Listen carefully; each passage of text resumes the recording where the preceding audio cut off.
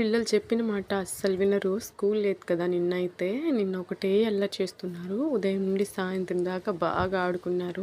6:30కి అలా అయితే ఇద్దరు కలిసి అన్నం తినేశారు మా ఇద్దరు పిల్లలు.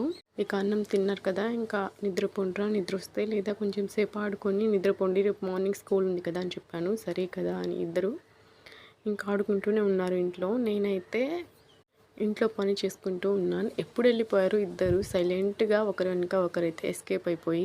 తీరా బయట ఆడుకుంటున్నారు ఇద్దరు కలిసి. ఇంట్లో ఉంటారా చెప్పండి వాళ్ళు? నా కళ్ళు మూసేసి నిమిషాల్లో అయితే మాయమైపోతారు ఇంట్లో నుంచి. సరే కదా, ఆడుకునే పిల్లలు కదా అని వదిలేస్తే నిన్న ఆడుకుంటూ మా చిన్నబ్బాయి రోడ్డు మీద పడిపోయాడు.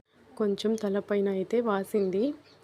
ఇద్దరు కలిసి ఏడుస్తూ ఇంటికొస్తున్నారు. నాకైతే ఇంట్లో వినిపిస్తుంది ఆ సౌండ్ అయితే, ఏడ్చే సౌండ్. ఏమైందా అని నేను బయటకు పరిగెడితే మా పెద్దబ్బాయి ఏడుస్తున్నాడు, చిన్నోడు ఏడుస్తున్నాడు. ఏందిరా అని చెప్పేసరికి తమ్ముడు పడిపోయాడు, వాడిని కొట్టబాకు అని చెప్పి వీడు ఏడుస్తున్నాడు. మా పెద్దబ్బాయి ఎందుకు కొడతాను లేరా, రారా లోపలికి అంటే మా పెద్దబ్బాయి భయపడిపోయి కొట్టబాకు అని చెప్పాడు.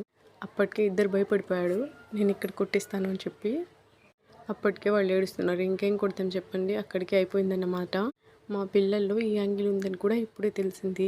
మా చిన్న అబ్బాయి పడిపోతే మా పెద్ద అబ్బాయి ఏడుపు కాదు, బాగా తగిలింది తమ్ముడికి అని చెప్పేసి నాకు అప్పుడు అనిపించింది. ఎంతైనా అన్న తమ్ముళ్ళు కదా, కొంచెం ఉంటుంది ఎక్కడో అని. ఎంత కొట్టుకున్నా తిట్టుకున్నా రక్త సంబంధమే కదా.